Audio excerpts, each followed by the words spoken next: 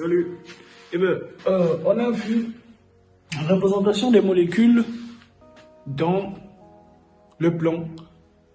Et on a vu la nomenclature. Mais pour continuer notre nomenclature, il faut déjà qu'on représente ces molécules-là dans l'espace.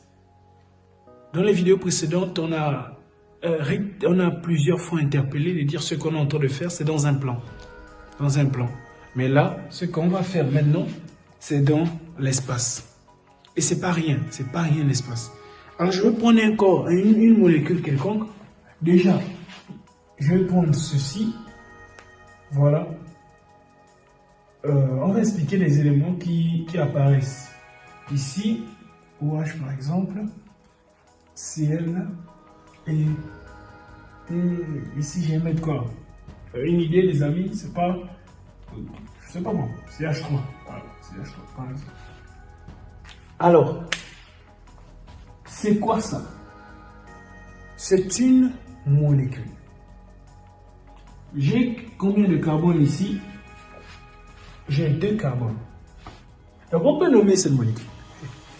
Pour nommer la molécule, il faut juste chercher le nombre de carbone. J'ai 2 carbones, on peut la nommer. On peut nommer cette molécule. Il faut vraiment la nommer. Et vu qu'ici il y a des groupements éthyl, etc. On peut la nommer, on peut nommer cette molécule. Donc c'est déjà l'éthane, hydroxyle, chlorure. Donc je peux la nommer cette molécule. Donc ici ça va juste faire chloro, pour ceux qui ne connaissent pas. Lorsque le chlorure est en ramification, on le lit chloro. Voilà. Hydroxyde, ça on le connaît. Hein? Ça on le connaît. On peut nommer cette molécule. Mais le but n'est pas là. Alors, le but en est où? C'est quoi d'abord tout ça? Ça c'est une molécule dans l'espace. Là on est dans l'espace. C'est là où la chimie organique change de sens pour certains. Et pour tout le monde d'ailleurs. C'est vraiment fort pour tout le monde parce que là on est déjà dans l'espace. On va se rendre compte qu'on va voir certaines représentations.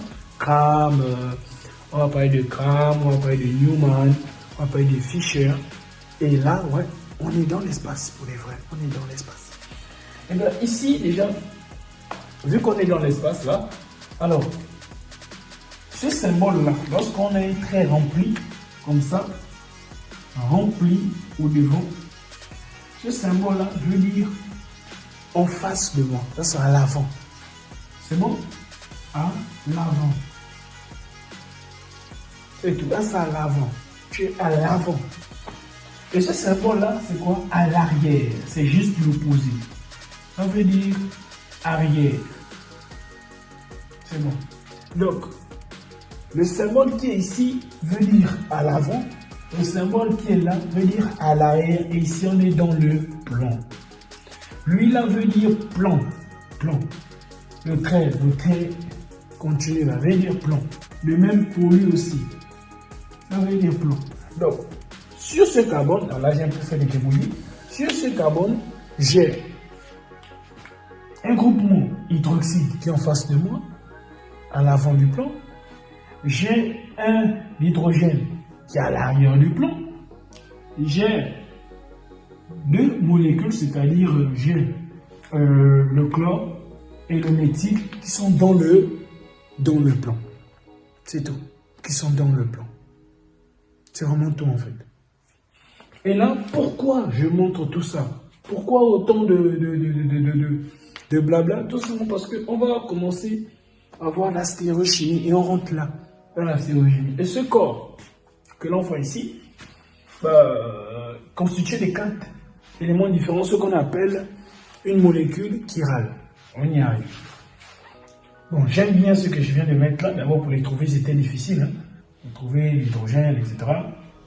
C'était pas facile. C'était vraiment pas facile. Mais déjà, je ne vais pas me débarrasser de mes éléments. C'était difficile de les trouver. Donc, j'aimerais les garder. C'est un peu ça. OH.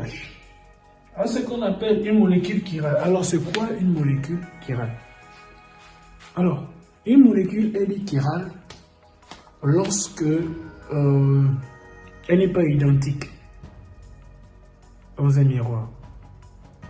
Lorsqu'elle n'est pas identique dans un miroir. C'est-à-dire, si je prends cette molécule-là, que je place un miroir, est-ce qu'elle est identique? C'est-à-dire que, est-ce que ce que je vois ici, c'est exactement ce que je vois de l'autre côté? Et bien, on va tester, c'est aussi possible de faire ça avec un axe de symétrie. On va tester ça. J'ai mon carbone ici. Et je vais essayer de mettre les éléments. Donc, lui, là, déjà, il sera ici. Donc, ici, déjà, si je le mets là, bon, par exemple, si déjà j'ai mon CH3, par exemple. Lui, là, déjà, vu qu'il est ici, bon, vu que ça, c'est un plan de symétrie, vu qu'il est ici, donc c'est un peu ça. Il sera, je pense, à ce niveau, Cl, voilà, H3 ici, H3, CH3, voilà, lui, il sera là, si on décide toujours de le mettre à l'avant, il sera là, donc OH, et lui, il sera là. Alors, on va me dire, mais Frossi, c'est la même molécule? Non, c'est pas la même molécule. Pourquoi c'est pas la même? En théorie, si c'était son image dans un plan, lorsque vous vous placez face au plan, moi je regarde le miroir, mais celui qui est dans le miroir, lui, me regarde. Donc le C là, au lieu de regarder là-bas, il était censé regarder ici. Voilà pourquoi cette molécule elle est chirale.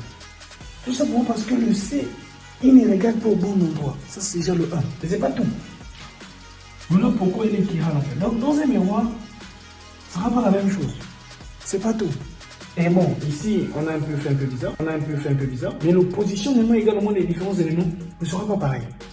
Si on prend une règle, on essaie de tracer, on se rend compte qu'il y a des éléments qui vont prendre la place de l'autre. Alors une molécule est chirale lorsqu'elle est constituée de 4 éléments différents. Ça c'est normal. Bon, ça c'est une définition que les normalement vous donnez au départ. Il fallait vous expliquer ça. Donc une molécule est chirale lorsqu'elle est constituée de 4 éléments différents. Ici, j'ai bien 4 éléments différents. J'ai l'hydrogène, j'ai le OH, j'ai le CH, j'ai le CH3. C'est 4 constituants différents, 4 éléments différents. A fortiori, cette molécule, elle est chirale. Donc, pas besoin de tracer des axes pour essayer de faire ce que j'ai fait. Ça, c'est juste pour expliquer. Mais sinon, pour savoir si une molécule est chirale ou pas, il faut qu'elle soit constituée de 4 éléments différents, 4 constituants différents. Et encore un truc, on va se permettre, il y a certains qui vont essayer de bousculer un peu les choses, c'est-à-dire que ce carbone-là, on va décider de le relier à un autre carbone, c'est bon? Un autre carbone, cette fois-ci, je vais mettre ici un C2H5, par exemple ici, et ici, à l'entrée, je vais toujours mettre mon OH, par exemple, ou bien même, je vais un peu essayer d'être un peu plus... ouais, je vais garder ça comme ça. Donc ici, je vais mettre un H. Alors, on va me poser la question, est-ce que cette molécule est chirale? Eh bien, la réponse que je dirais, c'est est-ce que si on trace un axe de symétrie comme ça, les éléments qui sont hauts sont ceux qui sont bas? Non. Donc cette molécule n'est pas chirale. Voilà quoi, cette molécule, elle est chirale. Elle est chirale, c'est ça. Lorsque les constituants sont différents, cette molécule, elle est chirale. Alors, il y a encore un autre truc. Lorsque je fais ça, est-ce que les éléments qui sont ici, c'est les mêmes que je retrouve de l'autre côté? Non. Ça veut dire que ce sont des molécules qui sont chirales. C'est bon? Ce sont des molécules chirales. C'est ce qu'il faut retenir. Comment faire pour savoir si une molécule ou si l'association de deux molécules est chirale ou pas? Lorsque si je fais passer un axe de symétrie, les éléments que l'on retrouve des deux côtés de l'axe sont différents.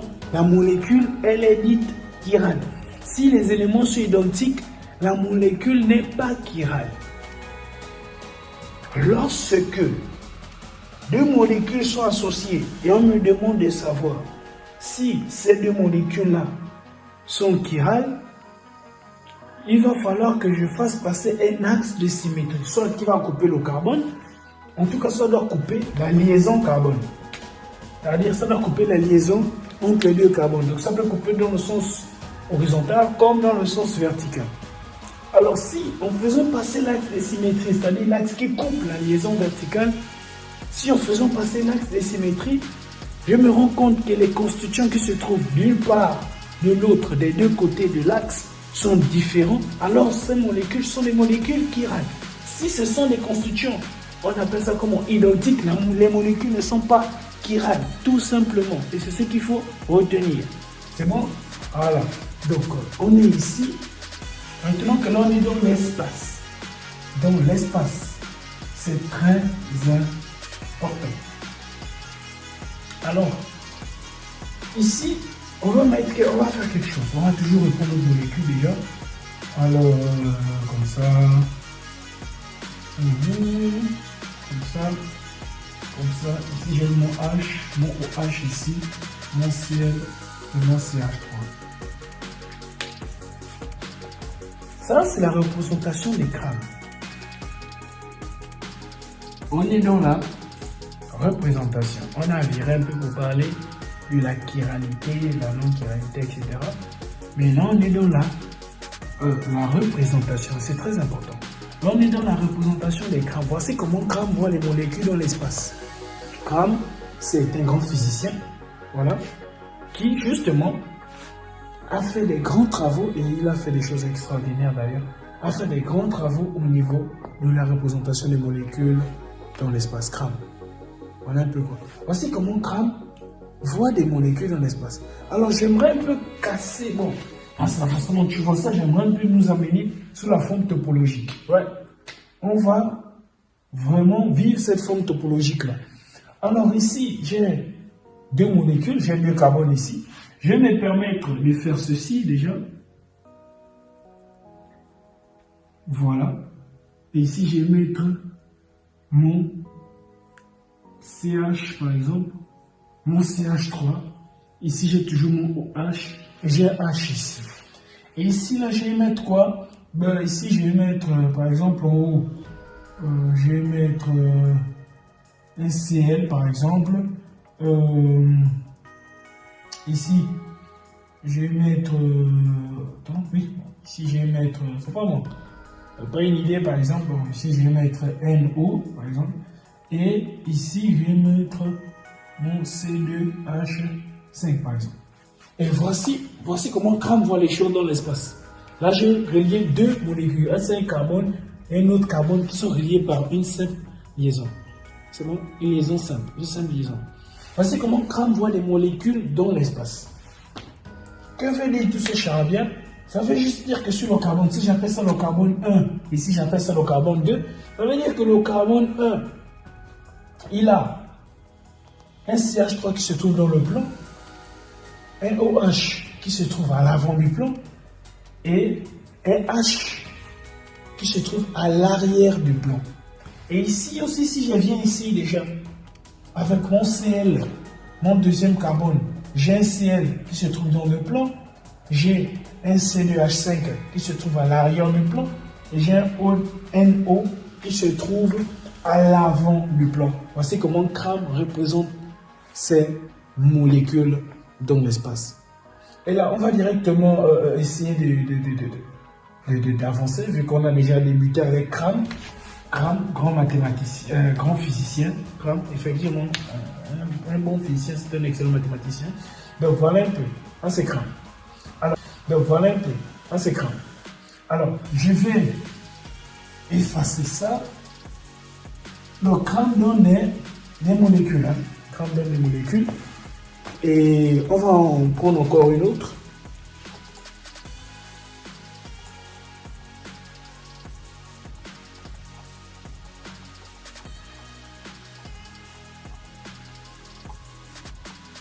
Voilà, on a ceci. Je vais prendre celle-ci.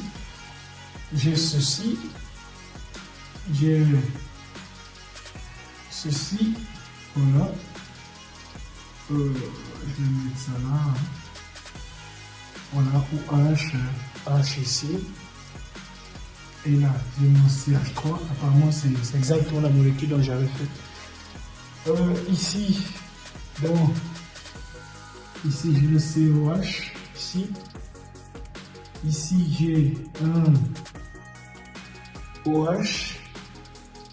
Et là, j'ai mon H. Voici comment crâne représente ces molécules. Ici, c'est un triangle rempli. Ici, le triangle est rempli. Voici comment crâne représente ces molécules, tout simplement.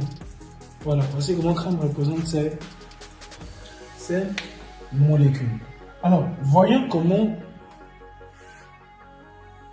Newman représente ces molécules. Alors, qui est Newman? Newman, déjà, c'est un physicien.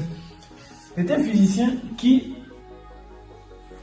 différemment, le crâne va représenter les molécules d'une certaine façon. Et il va s'inspirer déjà de la représentation des crânes. Alors, j'ai la représentation des crânes que je m'apprête à faire ici. Je mets le tiret ici. Ici, j'ai mon acide COH déjà. Et s'il vous plaît, je nous incite vraiment à suivre ça. Cette partie, elle est vraiment importante. Je nous incite à suivre ça, vraiment. Voilà, j'ai mon H ici. C'est exactement la même molécule, juste que je la reproduis un peu d'une certaine façon ici. J'ai ça là. Et là, j'ai mon bout pointu, OH. Et ici, j'ai mon H. Ici, j'ai mon CH3. Alors, qu'est-ce que Newman me dit? Newman, déjà, voyons l'œil. Hein? Ça, c'est l'œil. Newman vient se positionner là. Qu'est-ce qu'il voit lorsque Newman se positionne là? Alors, déjà, on a Newman, hein? On a terminé l'écran. Newman. Alors, qu'est-ce que Newman voit lorsqu'il se positionne là? Lorsque moi, je me positionne ici, qu'est-ce que je vois? En haut, je vois mon CH3. C'est tout. En haut, j'ai mon CH3. Alors, là, j'ai CH3 en haut. Alors, à ma droite, j'ai mon... Donc, je vais faire ça. À ma droite, j'ai mon H. Et à ma gauche, j'ai mon OH. C'est bon? Et je mets mon cercle. Lorsque Newman, on va expliquer. Lorsque Newman se positionne ici, toujours en haut, lorsqu'il guette l'autre côté, d'abord on a les deux carbones là qui ne se voient pas. Si je me mets ici, je ne veux pas voir l'autre. C'est comme quoi? C'est comme quelque chose qui est là déjà. Deux carbones sont liés. Lorsque je vois le bout qui est devant moi ici, je ne vois pas l'autre bout. Je ne peux pas le voir, il est caché. Je ne peux vraiment pas le voir. Donc mon bout ici le cache. C'est bon? Mon bout ici le cache. Mais si j'enlève ça, je décide de regarder ici. Est-ce que je peux voir l'autre bout? Non. Donc considérons que c'est deux carbones qui sont liés déjà. Alors lorsque je regarde le point qui est devant moi ici, est-ce que je peux voir le point qui est ici? Non, je ne peux pas le voir. Donc lui, il cache l'autre déjà. Alors, si j'ai ça en haut, par exemple, devant moi comme ça, lorsque je regarde ma molécule ici, déjà le carbone qui est là-bas, je ne le vois pas. Mais en haut, je vois lui là. Je le vois en haut devant moi. Voilà pourquoi je le représente en haut. Alors, comment faire pour savoir que l'autre est à droite, l'autre est à gauche? C'est une question déjà qui revient beaucoup, très souvent déjà. Comment tu fais pour savoir que l'autre est à droite, l'autre est à gauche? Alors, lorsque je me positionne de ce côté-là, lui, ça va me faire quoi? Ça va me faire ceci déjà, ici. Si j'enlève ça, ça me fait ceci. Et bien, j'aurai un ici, l'autre là. Qui à côté et qui à côté? Mon H, ici, il est à ma droite. Et lui, il est à ma gauche. Pourquoi? Parce que je me mets devant la molécule. Lorsque je me mets devant la molécule, mon H là, je le mets à droite. Lui, je le mets là-bas. Je le mets à gauche. Mon OH à gauche. Voilà pourquoi mon H est à droite et mon OH, je le mets à gauche. On va réexpliquer. Je sais que là encore, c'est pas clair. Vraiment, c'est ce qu'on appelle la représentation des molécules dans l'espace. Là, c'est vraiment pas clair. C'est un peu difficile, mais pour ceux qui ont compris, un grand bravo à vous. Alors, et ici déjà, lorsque je regarde plus haut, en haut, toujours, les deux sont toujours vers le haut, et bien j'ai l'autre, il ne cache pas, il ne peut pas cacher l'autre. Il n'est pas caché, je l'aperçois juste. J'aperçois l'autre. Mais je l'aperçois comment? Vu que je l'aperçois, il sera ici. Je l'ai aperçu. J'aperçois l'autre, je t'aperçois de moi. Donc il sera pas caché, mais je vais l'apercevoir. COOH. C'est bon? J'ai mon COH. Alors, qui sera à droite et qui sera à gauche? Lui, il est à droite. Toujours, j'ai mon H à droite. Et qui est à gauche? Et bien, lui là, il se trouve à gauche. Donc, je peux le mettre même s'il est là. Donc, je peux le mettre ici. Donc, lui, il est à gauche. Lui, il est à gauche. Mon OH. Comment se fait-il que j'ai deux OH? Oui, j'ai bien deux OH. Donc, mon deuxième OH, lui, se trouve à gauche. Alors, juste que quand je me mets devant la molécule, lui, il est à droite, lui, il est à gauche. On va essayer de refaire cette fois-ci en changeant de rôle. C'est-à-dire que j'enlève ça, je vais le représenter plus haut. Donc, je vais mettre quoi ici? Je vais mettre... j'ai déjà ça ici, mon triangle. J'ai mon OH et ici, j'ai mon H et ici, j'ai mon quoi? J'ai mon CH3, par exemple ici, effectivement. Et bien, ici, c'est la même chose. Hein. Ici, c'est la même chose. Donc, j'ai un truc très pointu ici, un corps très pointu là. Donc, c'est un peu ça. Et je vais appeler OH ici et ici. Je vais mettre mon H. Et là, plus bas ici, je vais mettre mon COOH. Voilà un peu. Et on me demande de représenter ça en Newman. Ça, c'est très intéressant, ça. C'est très intéressant. Alors, lorsque je vais me mettre ici,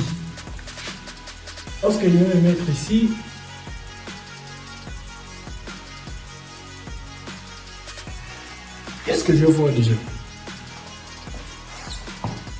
Ici, lui, il est en bas. Il est en bas. Je le vois en bas. Je vois son bateau vers le bas. Je ne sais pas trop comment expliquer ça parce que c'est vraiment dans l'espace. Lui, je le vois en bas. C'est-à-dire que j'ai mon en bas, j'ai un CH3. Alors, qui je vois à ma droite ici? Eh bien, à ma droite, c'est j'ai mon H. À droite, mon H ici. Et j'ai l'autre, il est comme à gauche.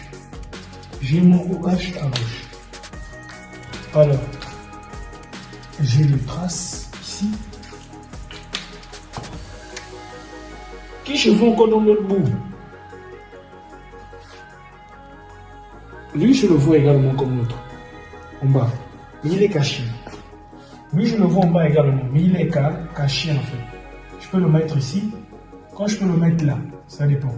COH. Il est caché. Mais il y a des angles. Hein. Il y a des angles sur tout ce qu'on est en train de voir, il y a des angles.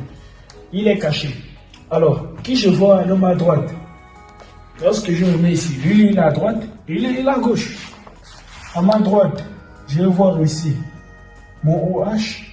Et ici, j'aurai mon H. Alors, Newman présente deux types de représentations. Newman présente la représentation, selon Newman, mais sous forme éclipsée et décalée. Ici, on est décalé. Bon, on peut encore tirer, c'est décalé. Mais l'éclipsé, c'est lorsque le OH qui est là, il se confond à lui qui est ici. Donc, ils sont légèrement rapprochés. Là, on appelle ça éclipsé. C'est comme l'éclipse. Lorsque la lune barre le soleil.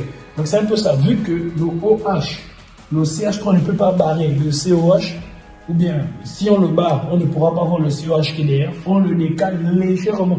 Donc, on le met légèrement. C'est comme ça qu'on appelle ça éclipsé. Ils sont sérieusement, ils sont très proches, très proches sur la représentation du Newman. C'est-à-dire ici, ils sont très proches. Alors, décalés, ils sont vraiment éloignés. L'autre a sa vie, l'autre fait sa vie. Alors, on va essayer de prendre encore cette molécule-là et on va voir ce que ça va donner avec Newman. Une autre molécule. Et on verra ce que ça va donner. Alors, ici, déjà, c'est une molécule vraiment très différente, celle que je m'apprête à prendre. Vraiment très différente. J'aimerais que l'on suive. Alors, ça c'est vraiment intéressant. Ça là, c'est ici. Allez, je mets ça ici. COH. Déjà là. Ici, je remplis. Je mets H. Et ici, je mets un autre H ici. Alors, Ici, lui, il est vers le bas. Très intéressant. C'est pour ça que j'ai dit qu'on met les très intéressant ici. CH3 ici. Ici, j'ai mon H. Alors que là, j'ai mon OH. Alors ici, on me demande de représenter cette molécule-là en Newman. Alors, déjà, que représente Newman? Newman me permet de mettre des molécules, il me représente des molécules dans l'espace, mais avec des cercles, c'est-à-dire que ce sont des cercles, ce sont des sortes de cercles, mais on met juste des molécules sous forme de tirets comme ça. Voilà, donc c'est ce que Newman me donne dans l'espace. Donc des cercles comme ça, lui il va donner à lui, lui va donner à lui, et on aura d'autres molécules un peu comme ça. Donc Newman, on n'a pas défini Newman au départ, donc c'est un peu, voilà, c'est un peu une approche pratique. Donc voilà un peu comment Newman me représente la molécule. Maintenant, avec cette molécule-là, comment vais-je représenter en Newman? Je mets mon œil ici. Ça c'est mon œil, ça c'est l'œil, ça là, c'est l'œil. L'œil. C'est bon? Je mets mon œil là. Qu'est-ce que je vois en haut? Ça c'est mon œil, ça c'est l'œil, ça là, c'est l'œil. L'œil. C'est bon? Je mets mon œil là. Qu'est-ce que je vois en haut? En haut, je vois mon COOH. Alors pour représenter ce qui est en haut, regardez ce que je fais. Je fais un tiret et je mets ce qui est au COH au-dessus du tiret plus haut. Donc voilà comment je représente ce qui est en haut. Comment je représente ce qui est en bas. Déjà ici, j'ai deux molécules. Déjà, lui il est à droite et lui il est à gauche. Alors, je vais mettre mon OH à droite là-bas et mon H à gauche. Comment je sais qu'il est à droite? Et bien, lorsque je mets ma molécule devant moi comme ça, ici en haut, j'ai mon COH, et bien, à droite, j'ai mon OH, à gauche, essayez de vous mettre devant votre molécule, essayez de voir la molécule devant vous, vraiment tout droit avec un trait tout droit, voilà, et essayez de voir ces deux trucs là, mettez-vous ici, mettez un bonhomme là, c'est bon, mettez un bonhomme là, c'est-à-dire je regarde ici, le bonhomme se met à regarder ici. Alors, il va voir le OH à droite et il va voir le H à gauche. Donc, c'est un peu ça pour comment faire pour savoir qui est à droite, qui est à gauche, etc. Vous regardez ici et lorsque vous avez vu celui qui est en haut, vous mettez un autre bonhomme là. Et le bonhomme qui est ici va voir tel à droite, tel à gauche. Donc, c'est un peu ça. Vous mettez un bonhomme là ou l'œil ici, tout simplement. Vous déplacez l'œil, vous le mettez entre les deux et vous essayez de voir qui est à droite et qui est à gauche. Donc, c'est un peu ça. Et voilà, donc, ici, donc mon H est à droite, mon H est à gauche, et je regarde là-bas. Et lorsque je regarde vers ici, je vois deux. Je vois deux éléments, j'aperçois deux éléments. Alors, déjà, on a des Newman qui représentent ça comme ça déjà. Mais lorsque je regarde vers là-bas, j'aperçois deux éléments. Et je vois lui là, il est à droite. Alors que lui là, il est à gauche. Donc j'aperçois mes deux éléments. Mais dans mes deux éléments, j'ai mon OH qui est à droite ici, alors que j'ai mon H qui est à gauche. C'est bon? Et lorsque je me mets toujours ici et je décide de regarder vers le bas, donc je regarde vers le bas, je suis ici et je regarde vers le bas, qui se cache vers le bas là-bas, et je vois lui, mon CH3 qui est plus bas. Et là, je vais le représenter comment? Je vais le représenter ici, CH3 qui est plus bas. Et voici la représentation de Newman. Alors, on va encore passer encore à une autre molécule pour voir comment, ou bien pour voir ce que ça va donner. Alors, on va prendre une autre molécule, toujours en Newman. Hein. Toujours en Newman. On va donner des astuces. Toujours en Newman. Voilà. Et là, je vais prendre... et bien pourquoi pas, hein. Prenons celle-ci. Donc c'est la même, c'est exactement la même que l'on faisait. Bon, on va pas dire exactement, mais c'est le même schéma, c'est pas un peu, c'est pas pointueux. C'est le même schéma. Un H ici. Voilà, donc ici je vais mettre mon CH3 là. Et ici j'ai mon H. Là vous ne voyez pas, attendez juste un instant. Et ici j'ai mon OH. Alors, j'aimerais représenter cette molécule là. CH3. Alors je me place ici. J'aime bien me placer de là-bas, mais vous pouvez également vous placer ici. Ou il y a encore d'autres encore qui sont très intéressants, qui peuvent venir placer l'œil là. L'œil peut être aussi placé ici. Mais si quand c'est placé là, on fait comment? Et bien là, si vous voulez plus savoir, juste notez dans les commentaires, on reviendra. Lorsque l'œil est placé ici, comment faire? Voilà. Donc c'est possible de placer l'œil là. Comme également c'est possible de prendre la molécule de travers, c'est-à-dire de voir la molécule dès le bas. Comme c'est possible également de regarder la molécule vers ici. Et lorsqu'on va regarder la molécule vers, on va pouvoir voir la molécule dans tout angle. Voilà, donc c'est un peu ça. Comme c'est possible également de regarder la molécule comme ça. Donc vraiment, le choix est de votre côté, donc vous avez le choix. Mais le truc, c'est d'avoir une bonne représentation de Newman avec des angles. Donc effectivement, on ne peut pas représenter ça à main levée comme ce que je suis en train de faire. C'est juste pour appuyer sur les explications, c'est juste pour mettre à l'avant plusieurs explications, plusieurs choses, voilà. Sinon, vraiment, je ne m'appuie pas vraiment sur les fondamentaux parce qu'il y a des angles, il y a vraiment des angles. Lorsqu'on représente ça comme ça, par exemple, il y a vraiment des angles qu'on doit tenir compte. Il y a une circonférence, il y a beaucoup de choses qu'on doit tenir compte vraiment dans ce contexte-là. Mais moi, c'est juste l'idée déjà que je suis en train de sortir de Newman.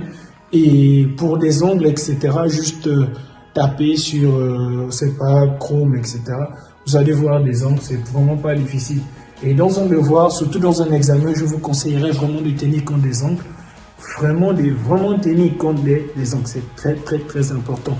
Donc les angles, parfois, c'est 60. Déjà, il y a des 120 degrés, il y a des 120, il y a des 128 déjà. Il y a des 60, il y a des décalages, etc. Et ça, il faut le connaître. Il faut connaître cela.